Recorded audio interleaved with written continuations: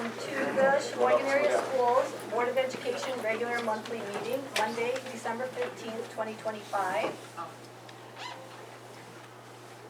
at 6:30. Chris? Tim Tarja, Here. Deborah Buhner, Here. Luke Kupuski, Travis Neville, Here. Richard Pilon, Here. Matt Malarchuk, Here. Julie Lohila. Here. Please stand for the Pledge of Allegiance. I pledge allegiance to the flag of the United States of America and to the republic for which it stands, one nation, under God, indivisible, with liberty and justice for all.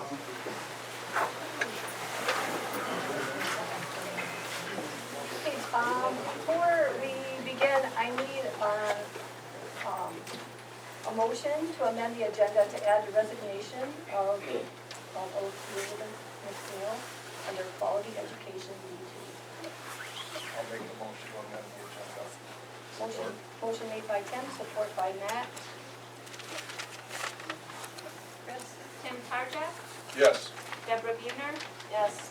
Travis Neville, Yes. Richard Pilon, Yes.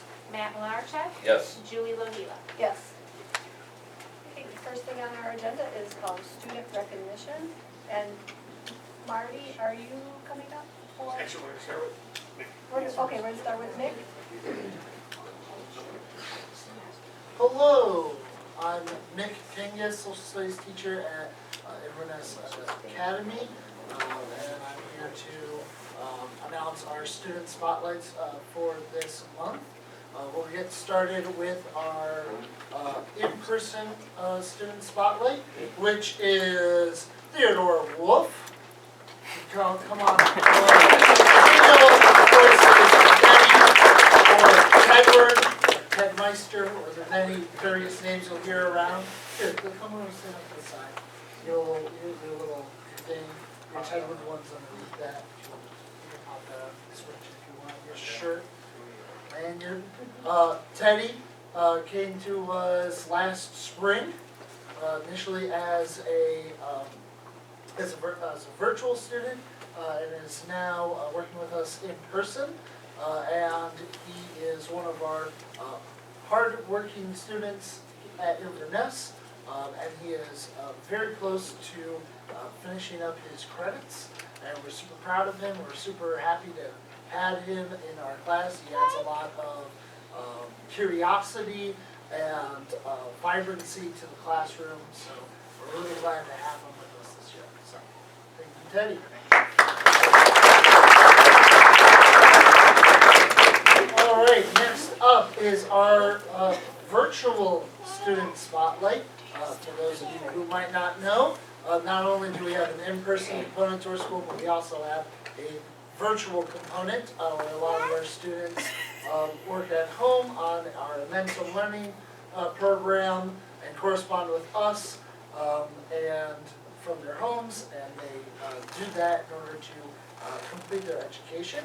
And this month, it is Madeline Robideau, who's sitting right up here. I won't forget her.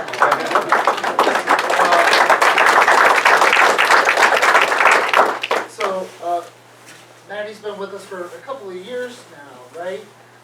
And a little bit in person, mostly virtual for the last couple of years. And Maddie, we decided to go with Maddie because this year she's really put in the effort to get her schooling done and get her diploma, which is really awesome, great to see. But also, you may notice, she is a new mother, she has a child, and she's still working hard in order to get her education. And we really are proud of you for everything that you're doing. And so yeah, congratulations.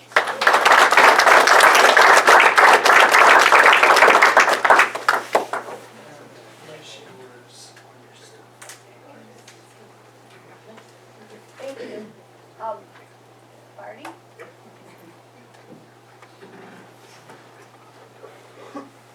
Good evening, everybody. Happy holidays and all that good jazz. Congratulations, right? All right. I have the honor of recognizing our 7th, 8th, 9th, 10th, and 11th, and 12th grade students tonight. And we're going to start with Shelby Maxwell. If Shelby's here, come on up here.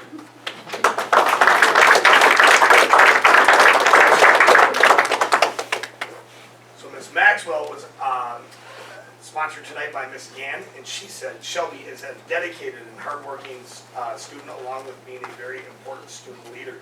She participates in class, is kind to her peers, and when done with her work, you're guaranteed to catch her with a book in her hand. So congratulations, Shelby, on being our 7th grade Student of the Month.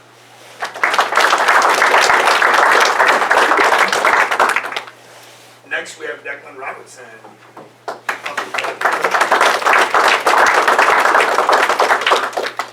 Declan was nominated tonight by Miss Haley Dolly, and she said, Declan is in my Spanish class for the first time this year. Since the first day, he's been all in. He regularly participates in volunteering answers and doing his work to the best of his ability. Declan's smile is one of my favorite sights every single day. Keep up the great work, buddy.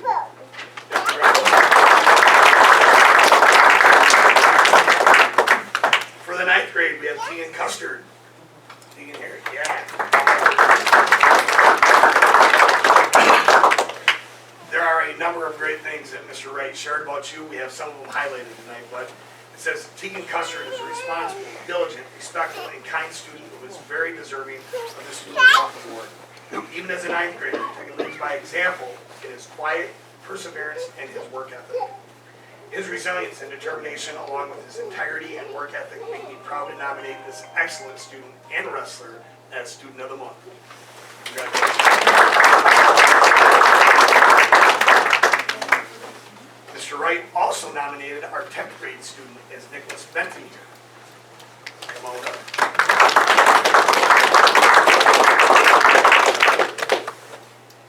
A number of great things also said his way. Some of them highlight are Nick is a hard worker, smart, respectful, friendly, and a pleasure to have in my class. His enthusiasm and knowledge of history made him one of the best students of the history I have ever had. I greatly appreciate his questions, his diligence, his knowledge, and his participation in my class. Nick is a helpful, kind, and respectful young man and has shown strong character and integrity in the years that I have known him. Congratulations for Mr. Zachary.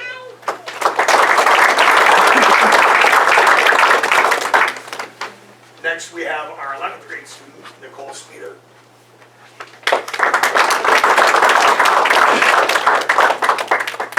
Definitely one of the highlights from Mr. Wilson and I morning every day when you come in here. But she was nominated by Danielle Prouse in the culinary program. Some of the highlights on Nicole is one of our students that always comes to class with a desire to learn, as well as coming in with a positive attitude and high spirits.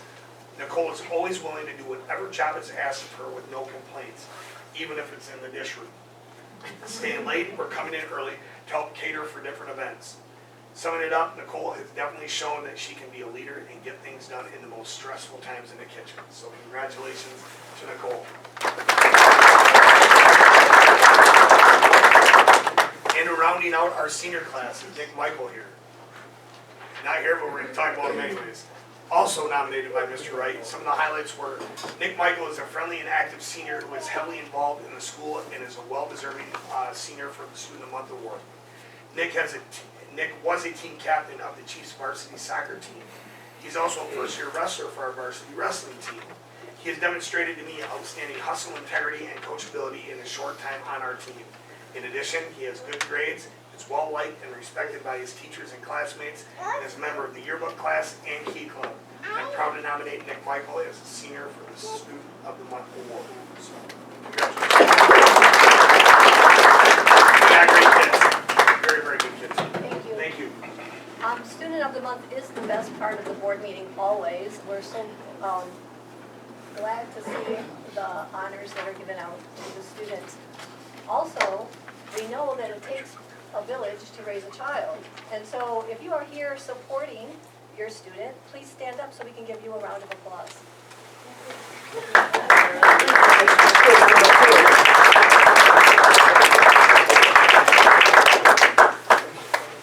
Also, I actually need a photographer. Marty's at the door. Perfect. If you would step out in the hallway so we could get your picture. picture of the student of the month and at this time, if you would like to leave, that's fine. If you'd like to stay and enjoy this wonderful board meeting, that's also fine, so. I know. You already asked me if you had to stay in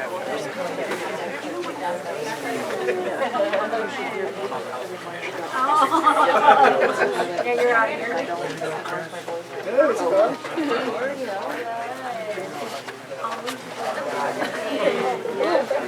How are you? You're welcome. How are you doing? I know. We're going to hunt, working.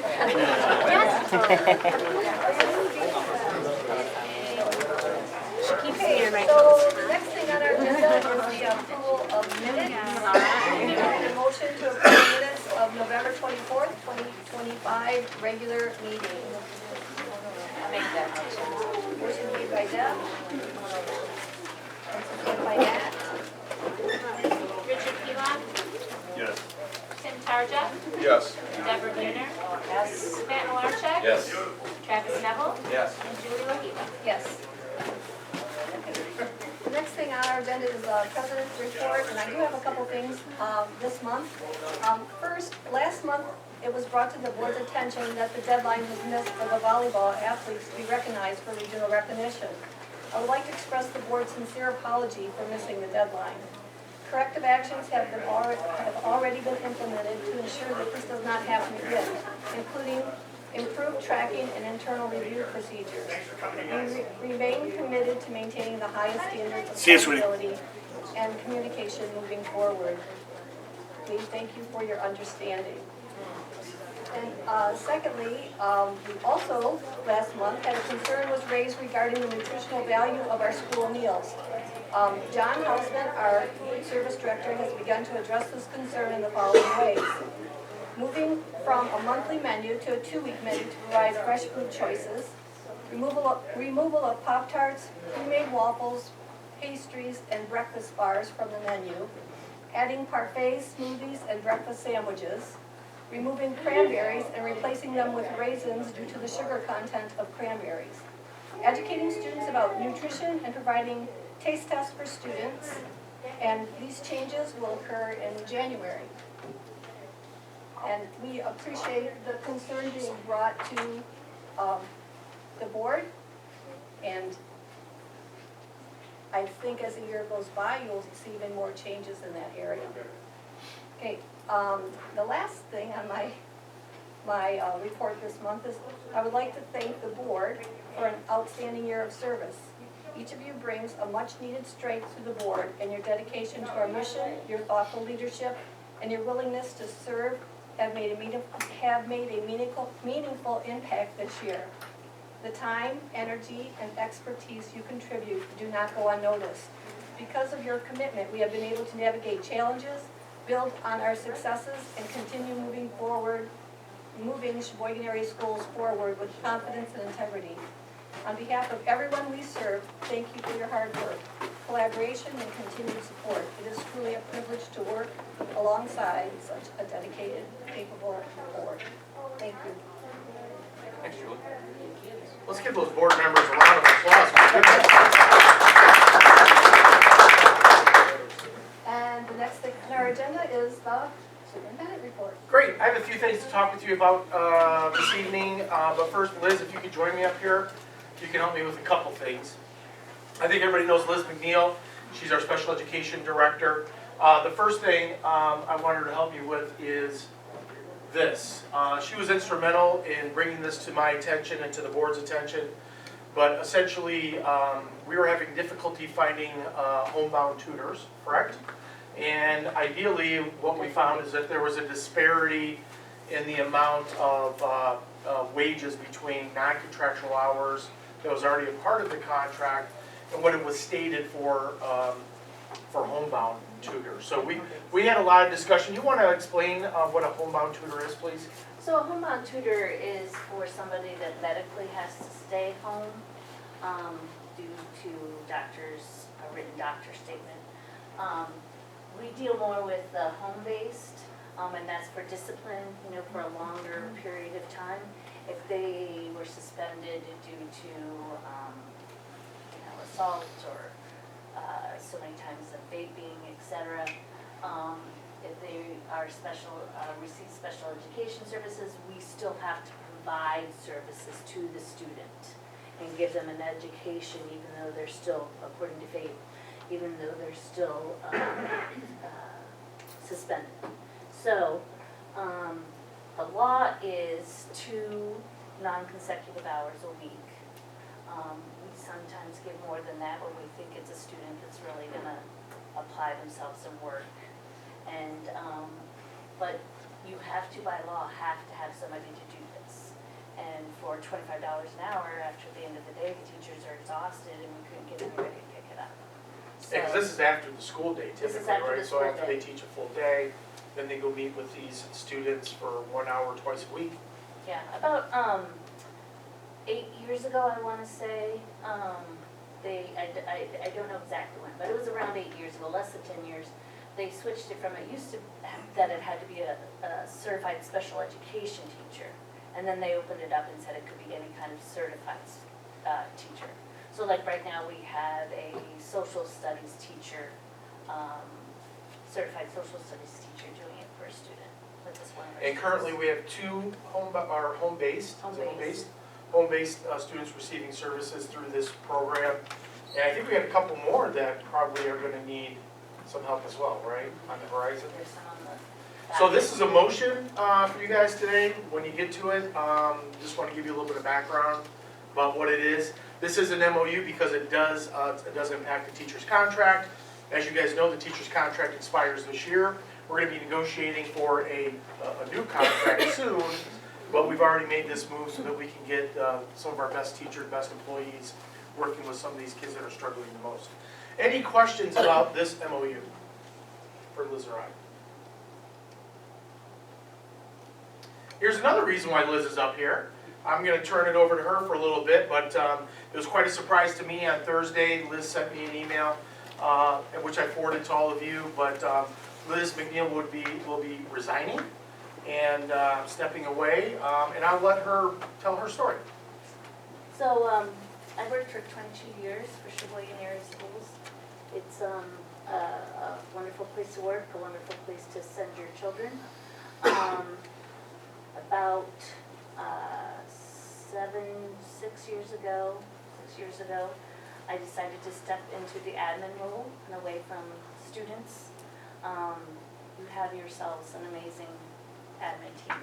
It's an extremely stressful job that you have to take home with you at nights and on the weekends. And my family and my husband and I just decided due to my health and other reasons, I can't leave my job at my job. I wish I could. I'm just not one of those people that can do it. So it was truly affecting me. I decided that I would step down, and I accepted a position to teach, to sort of, as my daughter puts it, heal my teaching heart with some students at the end of my career. You know, I only have 3.5+ years left till retirement, and so I'd like to end it working with some students. But again, I don't want to minimize the stress, like that my position had more stress than anybody else. That they are amazing in what they do, and Sheboygan Area Schools is a wonderful place to work, and I will miss it. I'd just like to thank Liz for her service. She's been a wonderful team member. Special education is, all administrative jobs, as Liz put it, come with their level of stress, but special ed in particular, some of the most students that need the most supports, interventions, modifications, she deals with on a day-to-day basis. So we're all in full support. We hope Liz gets better, healthier, right? Happier, all that stuff. And I know her heart is in Sheboygan, 22 years. This was not an easy decision for her, but I want to give her an opportunity to come and talk with the board. Again, this happened Thursday night. I think I informed Julie on Friday, and today's Monday. So, does anybody have any questions for Liz? Or Liz, do you have any more comments? No, All 4 of my children graduated from Sheboygan Area High School, and they lead very productive adult lives. They were given there what they needed to get. Well, thank you for your service. Appreciate it. Thank you, Liz. Thank you.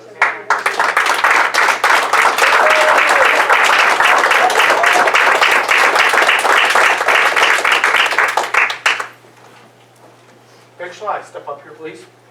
You're in trouble. Talk about another kind of strange one. Maybe. You want to talk about, you just had a resignation, right? There it is. You want to talk about the circumstance? They're kind of strange in the middle of the night. It's just, we hired someone as a Title I teacher. She did it for a little while. It was it's a tough position. Our Title I position does a lot of, works with multiple groups throughout the day. And so it's a challenging position to come in the middle of the year. So she, as a result, stepped down. Yeah, and this one with, unlike, we were a little concerned because I think she gave you 1-day notice, right? So this happened a couple weeks ago.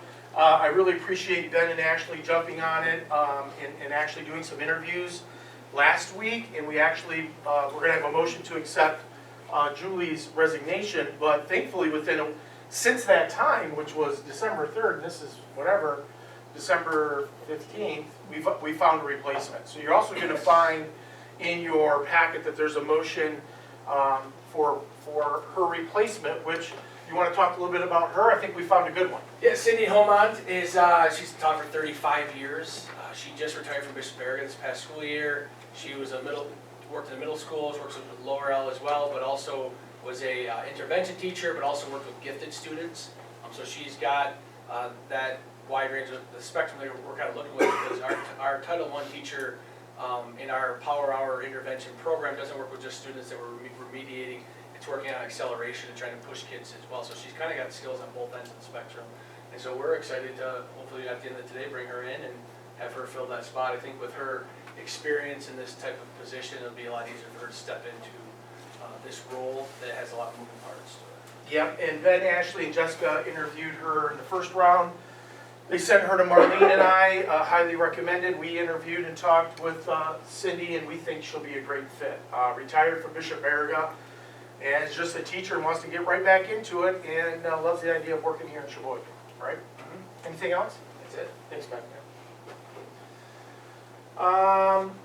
31AA Resolution D. I know we've talked about 31AA quite a bit. I'm going to try to boil it down to the smallest parts that you need to know, but tonight we have a motion to accept Resolution D, which came from Truan, our attorney service, and they recommend that we adopt this resolution. But essentially what this resolution says is that, first of all, opt in by December 4th, which was the deadline. We've done that. Jessica helped us make sure that we were opted into the 31AA money by December 4th, so we're in.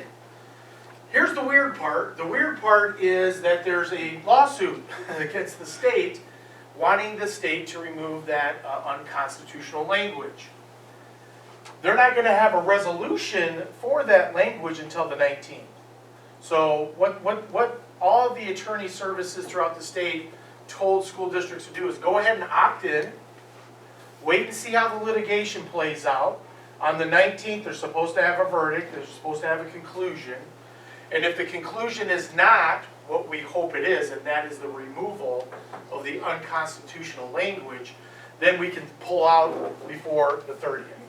So my understanding is there's a lot of people betting that they're going to pull this language out, but if they don't, we can still opt out between the 19th and the 30th so that we keep our constitutional rights, which we've talked about quite a bit a few times. Kind of an interesting system. Are there any questions about this? The attorney services Truan just suggested that we adopt this so that there is a paper trail. I mean, we were going to do this anyways, but they wanted to have they said it's a good idea to have your board adopt this formal resolution stating that you're essentially doing this and why. So if anybody should ever come back and say, well, you didn't do that, or you did, or whatever, want to question our processes, this will cover us. Any questions? Who's Jim? also between the 19th and the 30th? What, Who yeah. makes the decision to opt in or opt out? Through them? So we're, no, really, if they don't take the language out, then that's pretty much everybody's gonna get out, right? But you have to file something, correct? Yeah, Jessica and I will do that Okay. between the 19th and the 30th. It's not very difficult, and I shouldn't say, it's not difficult to opt out, but the way that they're going to, my understanding, the way that the state is gonna kind of handle those who opt out with their money is ridiculous, but that's a 30-minute story. But anyways, Jessica and I will keep an eye on that, and on the 19th, we'll be looking for the verdict. And if it's not in our favor, we have some time to get out, so that's what we'll do. Okay. New buses, Steve, can you tell us about the new buses that you're proposing to the board, and they're gonna make a motion to hopefully approve this evening? Yes, we're going to purchase one general ed bus and one special ed bus with bond money. And this will put us in pretty good shape bus-wise. Next year, we'll buy 2 more, and that will end the money we had earmarked in the bond for buses. And after we purchase the buses next year, we'll be in good shape for a couple years, or approximately 4 years after that, we won't have to purchase any buses. And just want to make sure that this is bond money. So what that means is, back in November when it was put to the community supported the bond. Part of the scope of the expenses of the bond were to buy new buses. 2 this year, 2 next year. That'll be 4 new buses for our fleet of 13 buses. And we also purchased 2 last year with bond money, and a special ed bus the first year, with 2 special ed buses. So we a total of 7 buses will be purchased with bond money. And that'll pretty much update our fleet for a while, right? Correct. I mean, what is the next time? So if we buy 2 buses this year, which means if we order them now, if it's approved, we'll get those buses maybe in the summer, Summer, correct. okay? Next year we'll do the same thing, right? Get them in the We'll summer. purchase them around this time, so they come in the summer. And that gives us time to, because we have to install radios and cameras and everything in them too. Okay. So that gives us time to do that before the school year. And then we probably won't need to buy any new buses. We were talking this afternoon for another 4 to 5 years after. Yes. We buy these 2, we buy the next 2, we should be good for 4 to We should 5 be good. years. Okay. Any questions for Steve about the motion this evening to buy new buses? Payment of bills, I think you guys had an opportunity. I know in the finance committee we looked at the bills. This is the total for this month. So we're going to do that. There weren't any questions at the finance committee. I know Matt's going to give a report, and if there are questions, we can dive deeper into them at that time. And then also board operating procedures. There's a motion tonight to get the board operating procedures approved. And Deborah, Julie, can you explain to us what that is a little bit? The board, that's through the policy committee, correct? And I think, Julie, you took a class, didn't you? Yes, and at that time, we were presented with another district's board operating procedure, and it just will help board members who are coming onto the board so that they understand what their job actually is. We also, within that document, it says that the board needs to have an onboarding packet available for board members, and not only for board members that win the election, but for board members that are just thinking of signing up or do sign up to run. We have a packet for them also, so that when they come on the board, they have a better understanding of what exactly a board member does. And last month was the first reading, right? So everybody was given a copy of it 30 days ago. You were able to take it home, read it, digest it. Today, second reading and final motion to get it approved. Is there any questions for Julie or I about the new board operating procedures? I think Julie did a great job taking some stuff back from one of her classes. I think it'll help give us a little bit more structure, and people will better understand what they're getting themselves into, right? All right, if there's no questions on that. The Building and Grounds Committee, Megan Fenlon came and sat in our Building and Grounds Committee meeting earlier this month. and she had a request to have access to, actually, the request came a month ago, but she was unable to attend the Building and Grounds Committee meeting a month ago, so we tabled it last month, if you recall. But this month, she was able to attend. I know some people had some questions. Tim, you had a few questions for Megan. I think Megan did a pretty good job of satisfying and answering everybody's questions. So this month, we put it on in the board packet for the board to determine whether or not they want to grant access to Compass. And the one thing I will say, just want to make sure that we delineate that this is helpful, right? And Megan will only have access to the live stream, right?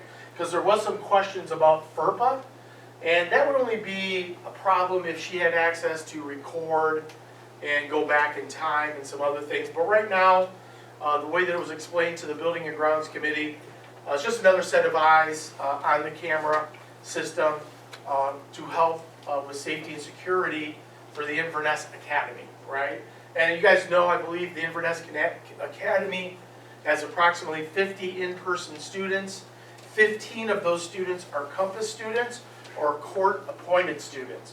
And the court provides us 5 employees. I think it's 5. Is that 5, Chris? Compass has 5 employees? 4 employees. And I think we have 5, right? We have 5, they have 4, is that what it is?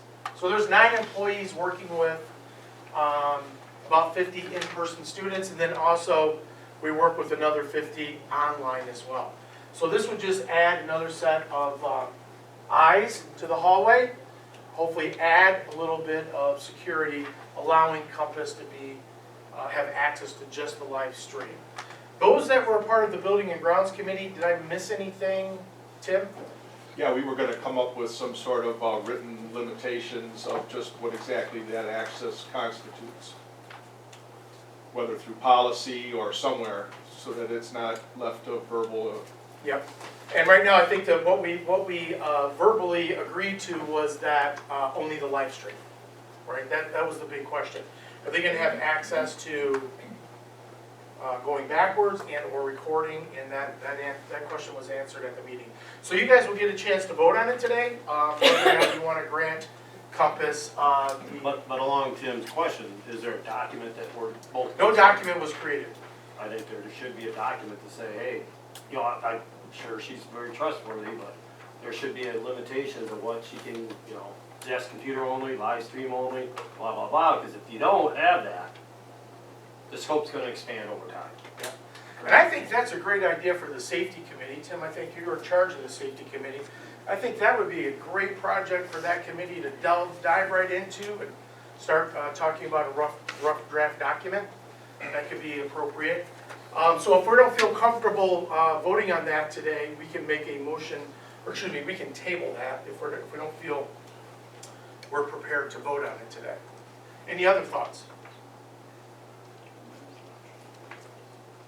Okay. Here's the last motion for this evening. This is something that came from the athletic committee. The fall coaches season has ended, and we have 5 fall programs. They were the way that the process, if you don't know, the way that the process goes for head coaches. All coaches, all stipends are 1-year contracts. So that includes head coaches, assistant coaches, clubs, activities, and at the end of every year that contract expires. So then what happens, so now that we're at the conclusion of the fall sports, their contract has expired. The next step is that the athletic director evaluates the coaches, and that has been completed. The athletic director then brings the evaluations to the athletic committee that had a meeting a week and a half ago. At that meeting, it was determined that the athletic director recommends all of them to return. So we gave them all favorable ratings, right? So then the athletic director can only recommend. He's recommending to the board that we consider giving these people another 1-year contract. But you are the only people who can hire and fire. So you will have to vote yes or no on taking the athletic director's recommendation. Am I missing anything, Travis? You're the chair of the athletic committee? I said, we looked at, just kind of saying we agree with all 5, and we chose to vote on each one individually. That was our adjustment. So essentially, you're voting yes or no to take the, if by chance, let me just play this out in the opposite scenario. Let's say for some reason, each one of these coaches needs 4 affirmative votes to get a 1-year contract extended. If one of them did not get 4 votes, what would happen is that the position would be posted, right? Because none of these are currently hired, their contract has expired. So I want to stay away from, sometimes when I talk with school boards, they want to use the word, well, we're going to terminate or fire somebody. There's nobody being terminated because nobody has a contract. The contract ended at the end of the season. What you're deciding is, do we just want to, based on the athletic director's recommendation, take it and move on? Or do we want to post and see who's out there, including the person who was the previous head coach, can also apply. Sometimes they don't because they're mad because they weren't approved, but they can surely still reapply if they want to. So what's happening is whether or not you want to extend them another year or you want to post the position. Does that make sense? Anybody have any questions about that when we get to this piece? Yes? Is 1-year contracts just standard in the? Yes. It is? The only thing that is guaranteed is the teacher's contract. And that's only 2 or 3 years. Well, yeah, They're a lot what you shorter. get, yeah, once you get tenure. Non-tenure teachers go from year to year, but after 4 years, you then obtain tenure. Once you've obtained tenure, you have a guaranteed contract. You have to be, then you have to be terminated, right? After you've received tenure. So all stipend positions, which, matter of fact, I think Rich, you're on the negotiation team, right? We just busted this out today at the cabinet meeting, is that we really need to take a look at Schedule B1 and Schedule B2. We started looking at it today. All those stipends are 1-year stipends. So there's about, I don't know how many there are, 50? Yeah, so you got all athletics in B1, I think it is. B2 is all activities and clubs, and those are 1-year. Because sometimes, here's the other thing too, I think what you find quite a bit in athletics and activities and clubs, some people don't want to do it forever, right? So if you have somebody who's the freshman club sponsor, they do it for a few years and then they say, I don't want to do it anymore. So you got to go out and find somebody. But these are 1-year contracts that are added to the teacher's salary, but again, they're only guaranteed for 1 year. Any questions about coaching renewals? I think that's the last thing that we have on our docket today I have for a question. motions. Yeah. Is, just while we're on the subject, I was gonna ask later, but now, is at the athletic committee meeting, it was, I believe, recommended that Jason and the volleyball coach hold a meeting with the players and the parents to explain what happened, and to my understanding, Jason made an attempt to do that, but the coach did not, is that? Yeah, so at the cabinet meeting, I talked to Jason after the athletic committee meeting. Was it the athletic committee? Yeah, the athletic committee meeting, it was suggested to me that Jason and the volleyball coach Hold a meeting together. hold a meeting together. We actually had 3 angry parents at the athletic committee meeting. They requested that we have a meeting. I talked with Jason and Marty a little bit, and I know Jason had a meeting. He called a meeting last Thursday. Jordan was not available. I believe Jordan had to go to surgery that day. And I think there was not many days open last week for Jason because I think he had 3 home basketball games that week. Is that correct? So it was like Tuesday or Thursday, and he picked Thursday last week. So Jason held a meeting on his own. He opened it up to all volleyball parents and all volleyball players. That's what he told us today at the cabinet meeting. And he told us that 2 parents showed up and 1 player, I think. Is that right, Julie? Yes. Yeah. Did Jordan contact the volleyball players and express her? She's still in Ann Arbor, I believe. Is that correct? Well, she's had a month and a half, so. Right. Well, I mean, since I've requested, She did, right? I can speak to this. sure. She apologized profusely to the girls at the banquet, the day that it happened.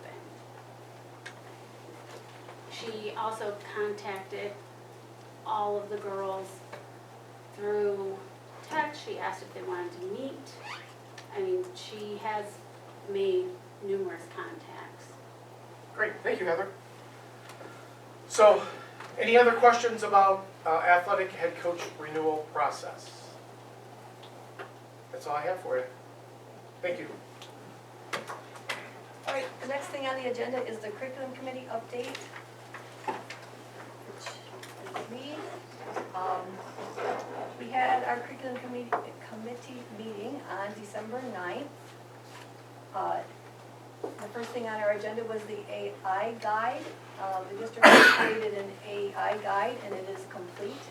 The committee members will review it and it will be added to the January board agenda for first reading. The next talked about 31AA, and that was pretty well covered by Spencer. What happened at that meeting. Next, we talked about professional development days. The next professional development day is February 4th. The focus will be on curriculum. Building specific agendas are being developed. With building specific agendas, they're being developed. The remaining PD days will cover MTSS, safety, and final curriculum day for summer planning. An MTSS guidebook is being updated. Discussion continues around establishing a dedicated MTSS team, professional development, and consistent Tier 1 interventions to reduce IEPs and 504 needs. Next, we talked about Molly and Kopeka. They continued with their current curriculum support with the district last week. Jessica continues to oversee activities to ensure needs are being met. Follow-up with building principals is pending. NWEA was talked about next. The data shows more students performing in higher tiers, and they attribute that to the curriculum improvements with continued gains expected. We talked about the consolidated app, and the work is completed there. Title VI, the surveys are also completed. Those are two things that Jessica needs to do each year. The curriculum high school guide was also talked about. The guide will be reviewed next week, added to the January board meeting for the first reading, and aligned with the student handbook. We talked about the virtual students' internet access for virtual students. We used to be T-Mobile. They had free hotspots, but the program is over, so we're looking at more options. And then we looked at the special education enrollment and staffing needs were reviewed. And that was the end. Any questions? Okay. All right, next on the agenda is the fall count update. And I'm assuming that is you, Spencer? Yeah, we put that in the packet, correct? No. Oh, okay. Yeah, I'll forward that out to you guys. All I want to do was share with you our new count date number on October, whatever was it, 8th, I believe, or something like that. The number's a little bit less than it was last year at this time, and I was just going to share it with you. It's not in your packet apparently, but I'll send it to all of you via email. And the most important thing about count date information, as you know, is that that's what our our funding is based on, right? So we always want to keep that number preferably going up instead of going down. It did go down a little bit, but the number that I'm going to send you does not include pre-K. So if you add 30, Deanna, how many students? If you add 30 to that, we're almost exactly where we were last year. So thank goodness for pre-K.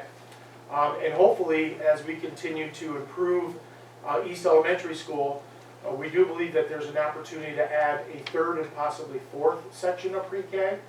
Again, adding programs that will add enrollment and then also increase our revenue. Okay, thank you. Okay, so the next thing on our agenda is the approval of the home-based teacher posting MOU.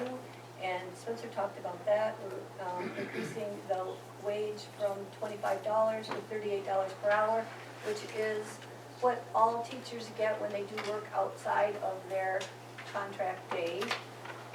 And so I need a motion to approve the memorandum of understanding between Sheboygan Area Schools and Sheboygan Area Education Association regarding posting for homebound, home-based teacher from October 20th, 2025 through the end of the current school year.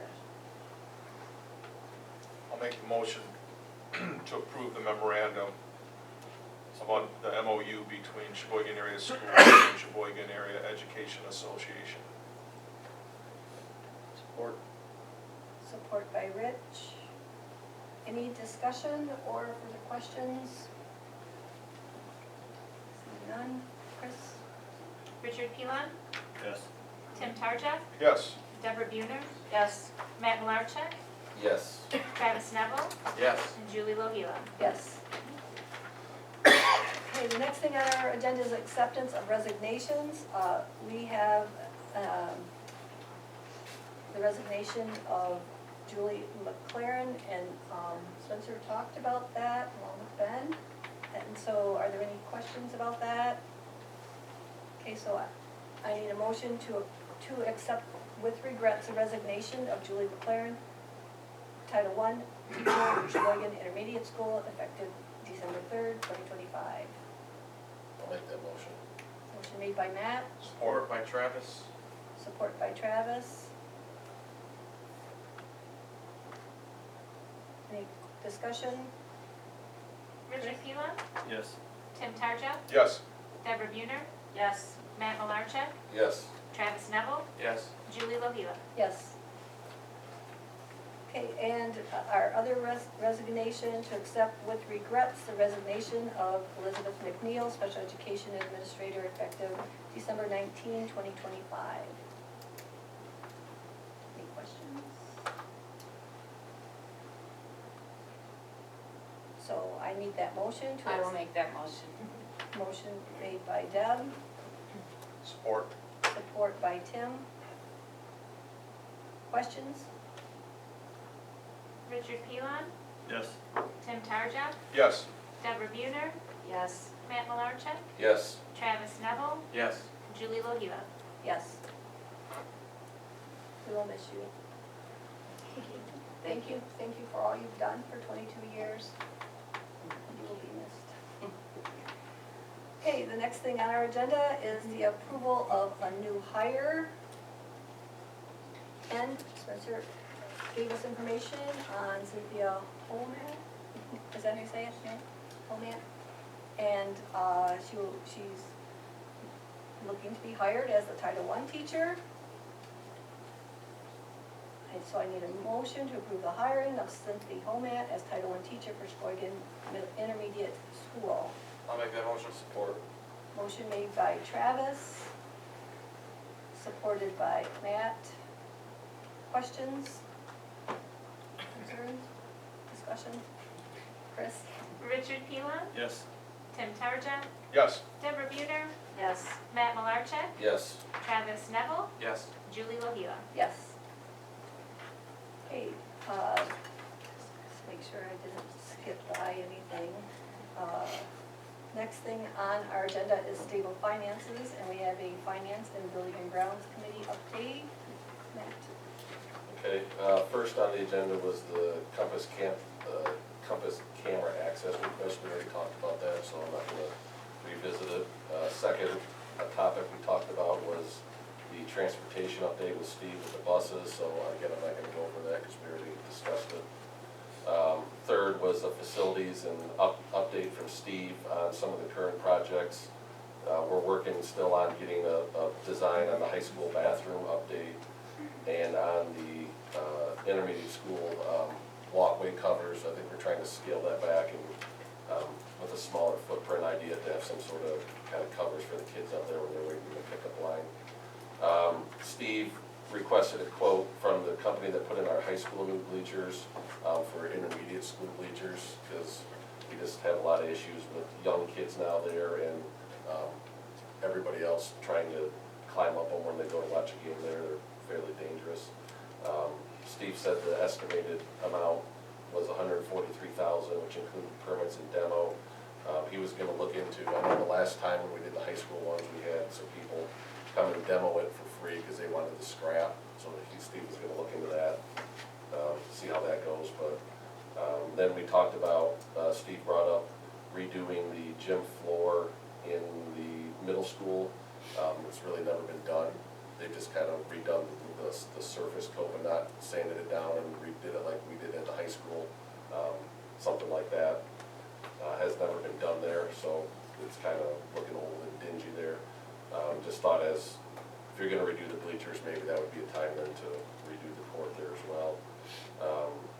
Site Logic has a new coordinator now. They're supposed to be meeting the guy soon, but the idea is they're hoping to break ground this spring there with those projects. We got a couple quotes for security fencing around the intermediate school, around kind of where the basketball courts are there, to kind of fence in the playground essentially is what they were looking for. And also there was, Steve wanted to wait to get a fencing quote over at East for some fencing until we do all the construction there, because he doesn't want to put up a fence then have to take it down for equipment purposes, so he kind of tabled that request.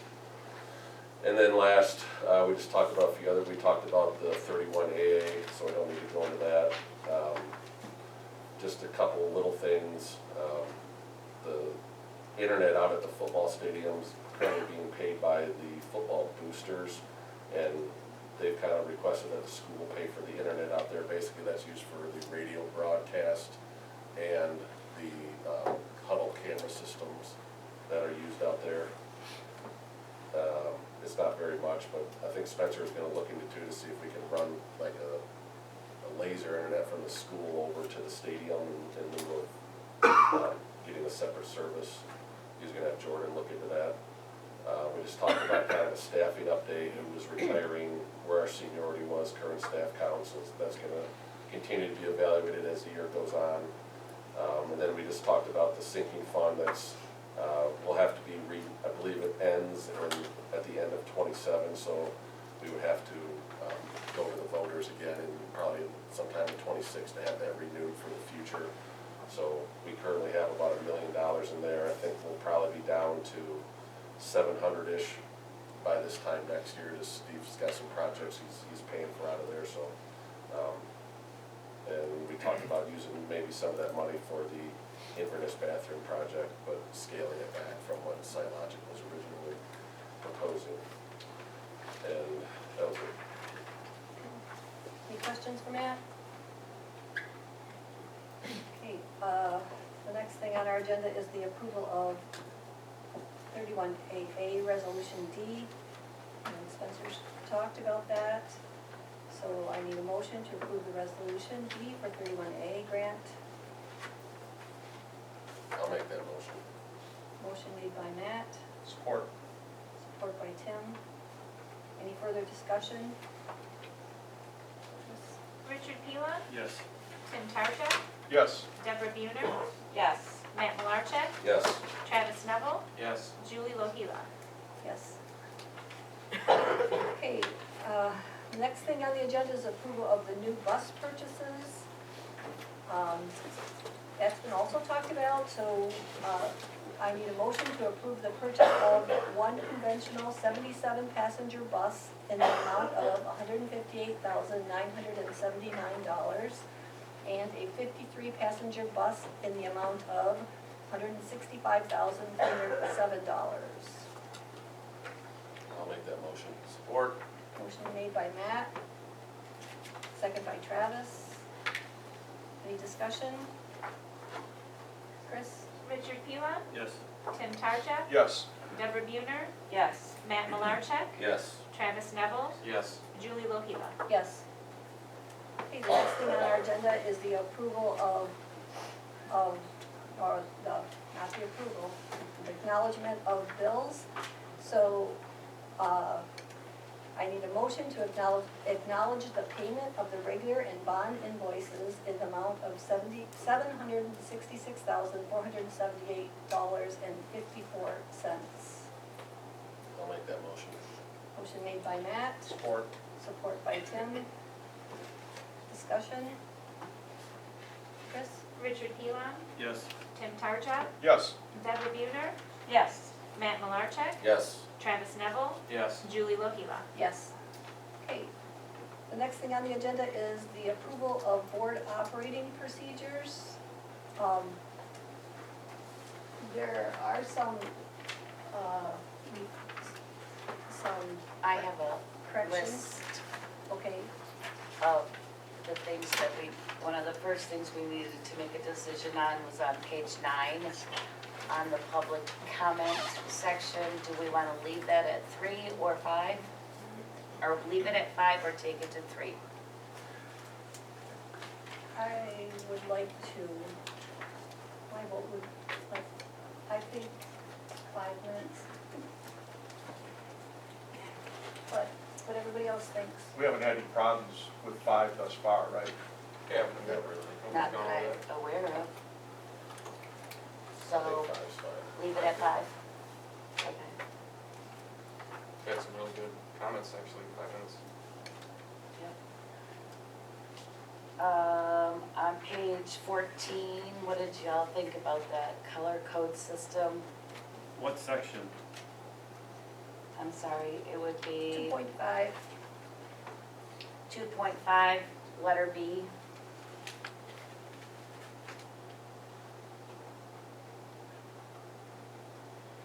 The green, yellow, red.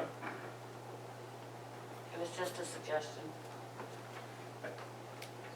I like the concept, but I think it would be nice to have what a green is, what a yellow is, as an example. If these are for other board members or new board members, I mean, what's a red crisis? I think. Definition. Yeah, what? I think like a red crisis would be something like, Let's throw what out, happened at East, if there was a breach in our building, if there was something that the superintendent couldn't like do himself, somebody else would do it for him because he would be involved in it at that minute. So it would be red, he might call, I don't know who the person would be, probably maybe Chris, and say, Chris, call this is happening. And then he would call the board members. a fire in one of our Fire, buildings. a fire in one of our buildings. School bus a accident. School bus, something that would be, I'm just saying it that would, you need to know right now. just examples or whatever. And It- Put in here, yes. okay, so. We can, I got that. okay,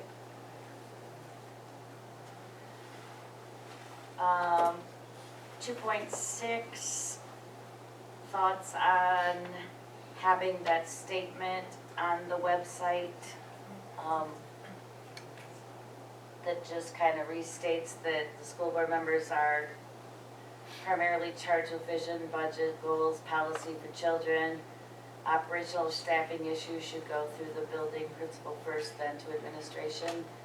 And then adding of an automated email response if, thank you for sending it, but please know it'll be handled. Something along those lines. Do we want that? Do we not want that? is that something that, Jordan could set up? I'm sorry, so, An automated email response, acknowledgement, receipt of the citizen's inquiry from the, like if they sent an email to the board and it was automatically responded. This is what I'm thinking in my head, what it is. When my son is out of his office, an automatic message goes out and says, I am out of my office right now, but I will get back with you as soon as possible. But so, do we have that capability? I can look into it, I would imagine we do. Okay, so that would be if someone sent an email.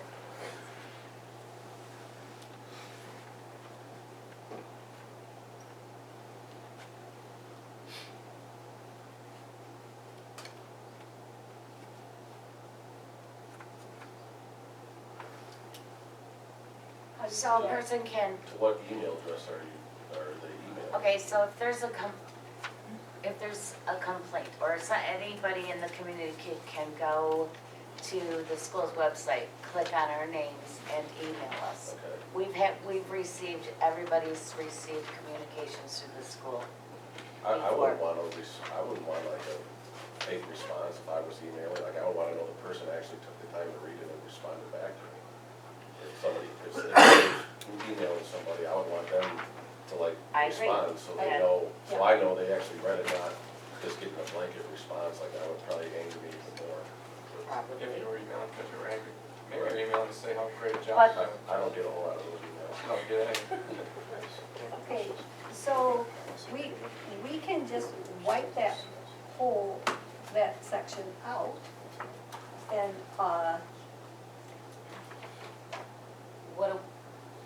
Do we want to address what our procedure is though for, like, when we do get I don't think it hurts to communications? address the procedure, but I think if you're trying to, just to get an automatic response from, so that would be number 3, we would get rid of number 3.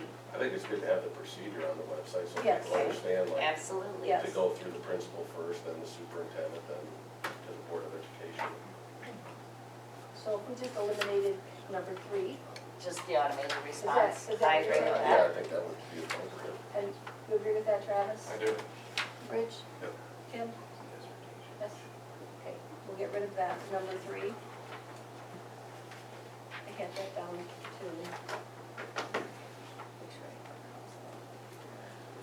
Those were basically the ones that we were looking for some input as far as, but I did hear some, I think I heard Rich say he had some Well, I was looking at 2.2. 2.2. 2.2. Okay, And it's the right procedure, refer this as into the appropriate person / chain of command. But for the newer people, it would be nice to know, like an org chart.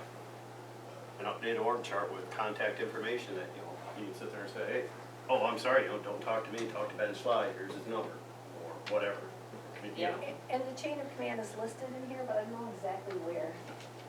So we can restate it right there. for sure. Yeah, Or if there's an appendix, I didn't see any appendix saying, here's the current organizational. no, but that would be a good idea. That's a good That's a idea. good idea. And then that'd be easier to update, to keep Yes. updating. Yes. Okay. I had 3.2B written down. I'll look at it and see why, or what it is.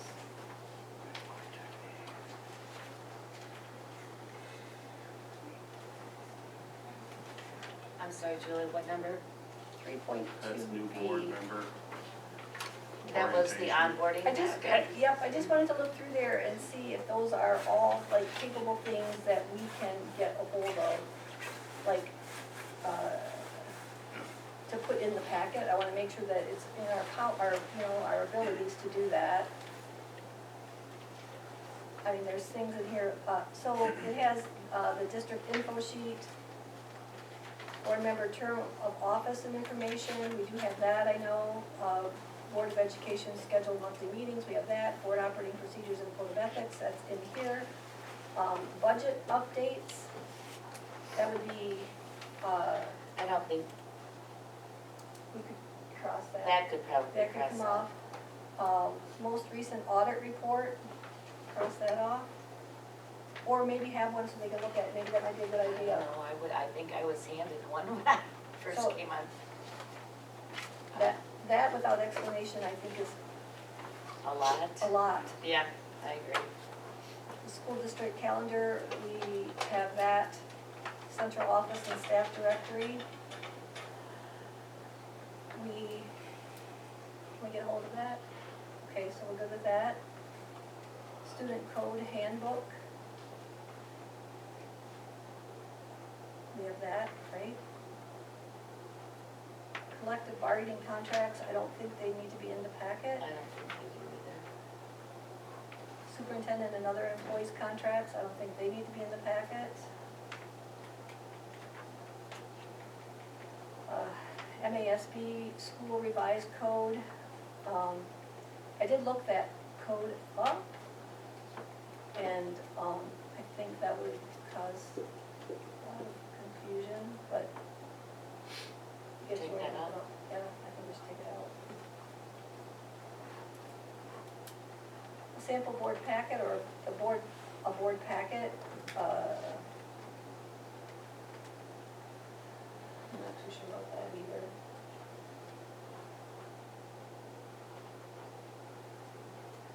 Anybody else think anything, I mean, should those things be removed, or does everyone agree with that, or?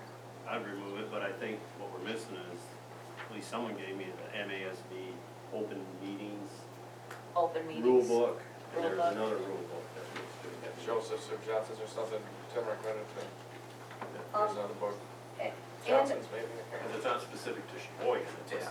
this is what open meetings act is. right, Yep.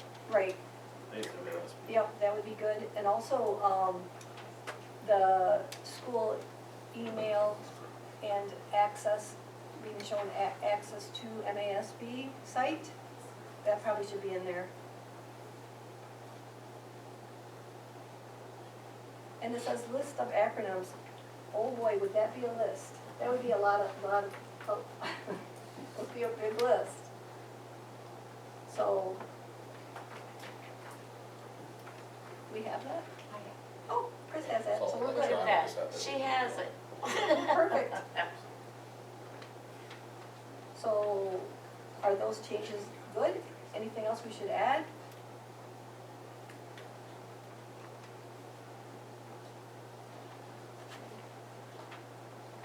Did you have anything else, Rich? Nope, that was it. Okay, I also had 4.3.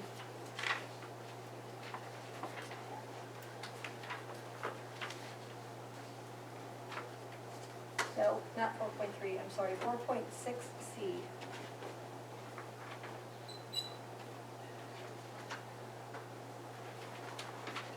Board president, board treasurer shall meet with administration quarterly to review budget. Yes. That is something that we've never done, we do it all together. How often does, Just as needed instead of quarterly. that would be good. Everybody agree with that change?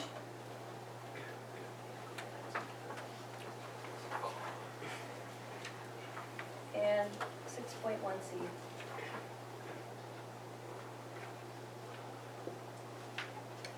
Consultant from MASB will lead the board to consensus for the superintendent's Yes, and evaluation. I just suggest we change that word from will to may. Yeah, I don't think you want to say. Yeah. Okay.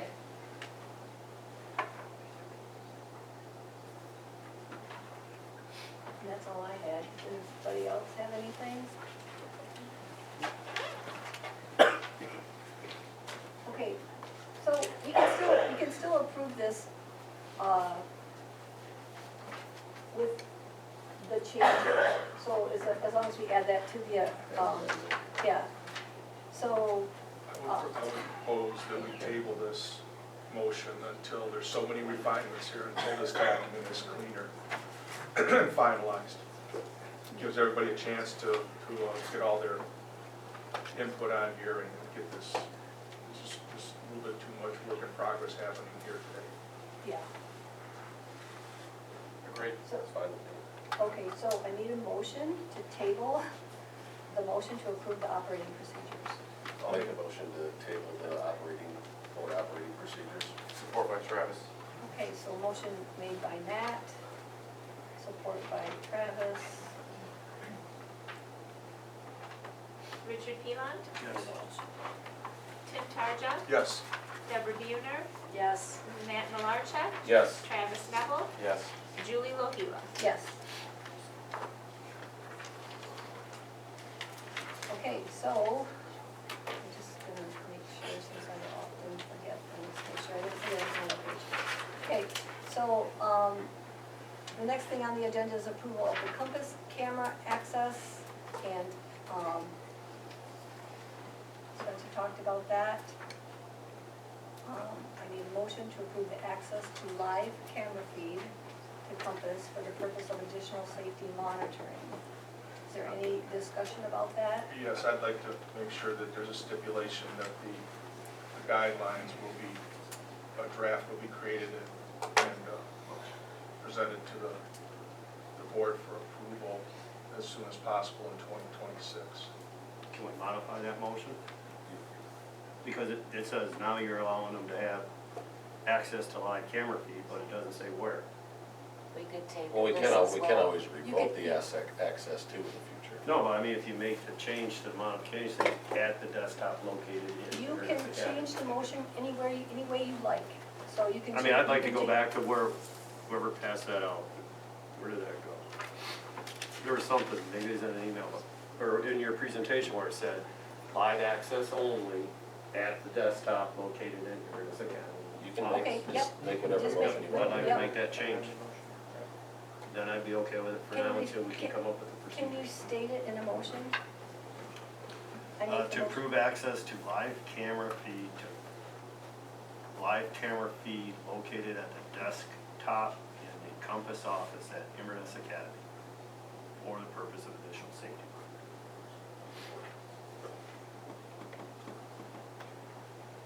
Chris, did you get that? I did. Would you restate it for me, please? Motion to approve access to live camera feed located on desktop at Compass for the purpose of additional safety monitoring. Okay. Support. You make that motion?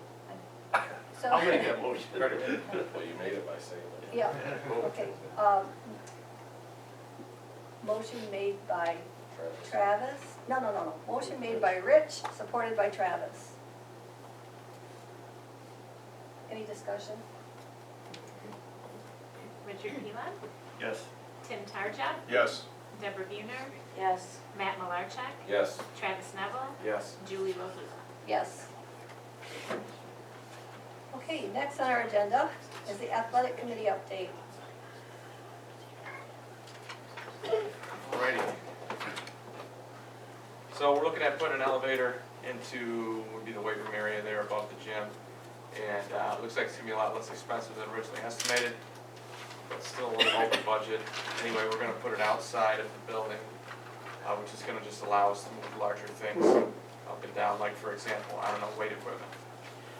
Cheerleading, looks like participation is increasing. We're at 10 students right now, and we're looking at maybe add 7 next year, which is great. We haven't had cheerleading since I've been here.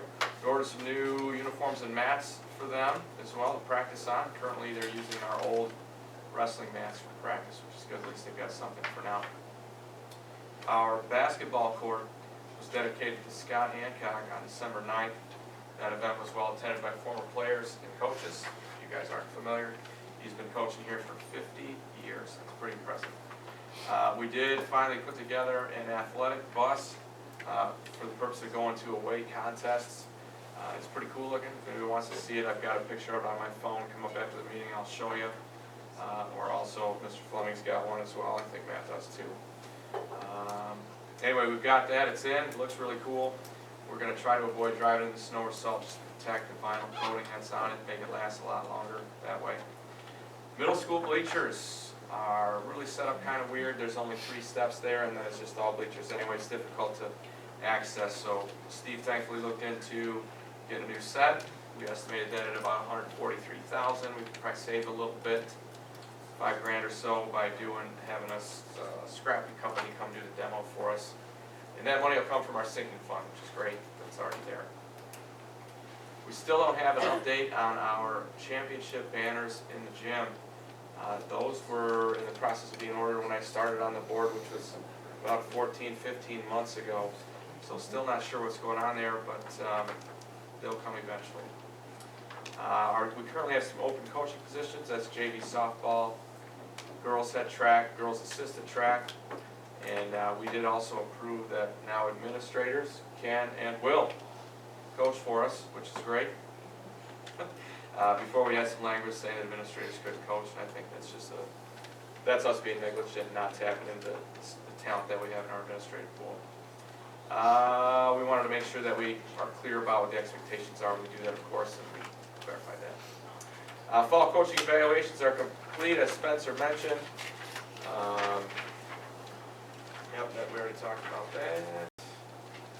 We are pretty much nailed down on our assistant principal athletic director role, which will be the new job description for whoever comes in to replace Jason Friday. We think we need to add an AD, someone responsible also for 7th and 8th grade at this point, which is, that's smart, we're all in the same building. So we're going to look at posting in January, try to bring in some applicants at that time, if we can get somebody in the building as our new athletic director before Jason's gone, we'll have some very convenient and useful crossover time where they can share information and kind of get rolling. We talked about using our athletic gyms by travel teams or teams essentially that are not Sheboygan schools. We're just going to use the same procedure we've always used, and that's by using a building use form and provide liability insurance with that. We should be fine.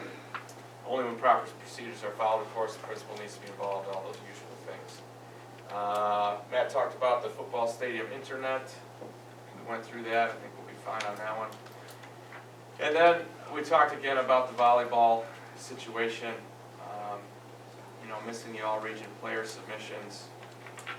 Tough to look past that. Spencer met with the parents, Coach AD, as he said.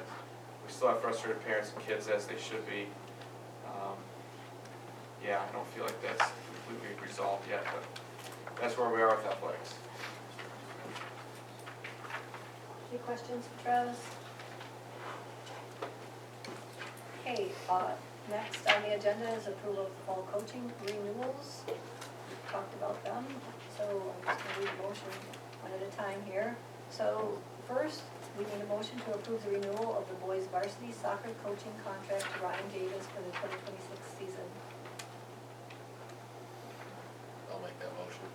Motion made by Matt, Support? support by Travis. Richard Pilon, Yes. Tim Tarja, Yes. Deborah Beener, Yes. Matt Malarchek, Yes. Travis Neville, Yes. Julie Lohila. Yes. Okay, the next one is, a motion is to approve the renewal of the varsity football coaching contract to Bill Nesbitt for the 2026 season. I will make that motion. Support? Motion made by Matt, support by, Made motion by made by Travis. Travis, supported by Matt. Richard Pilon, Yes. Tim Tarja, Yes. Deborah Beener, Yes. Matt Malarchek, Yes. Travis Neville, Yes. Julie Lohila. Yes. The next one is to approve the renewal of the cross-country coaching contract to Sandy Stafford Brough for the 2026 season. I'll make that motion. Support? Motion made by Matt, support by Tim. Richard Pilon, Yes. Tim Tarja, Yes. Deborah Beener, Yes. Matt Malarchek, Yes. Travis Neville, Yes. Julie Lohila. Yes. And the next one is to approve the renewal of the girls varsity golf coaching contract to Sean McNeil for the 2026 season. I'll make that motion. Motion made by Rich, Support? support by Tim. Richard Pilon, Yes. Tim Tarja, Yes. Deborah Beener, Yes. Matt Malarchek, Yes. Travis Neville, Yes. Julie Lohila. Yes. And the next one, to approve the renewal of the varsity volleyball coaching contract to Jordan Barrett for the 2026 season. I'll make that motion. Motion made by Rich, Support? support by Tim. Richard Pilon, Yes. Tim Tarja, Yes. Deborah Beener, Yes. Matt Malarchek, No. Travis Neville, No. Julie Lohila. Yes. Okay, the next thing on our agenda is a recognition of donation. I'd like to give a special thank you to Alpena Alcona Area Credit Union for their generous donation of $1,000 to our transitional living program, which is run by Julie Denise and McKinney Linian.